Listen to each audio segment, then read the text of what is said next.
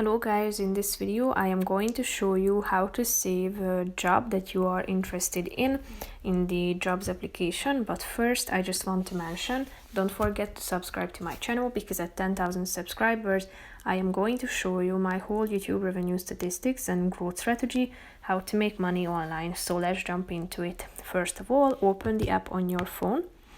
After that, you should search for a job by typing in the keyword, location, and the business sector or job sector.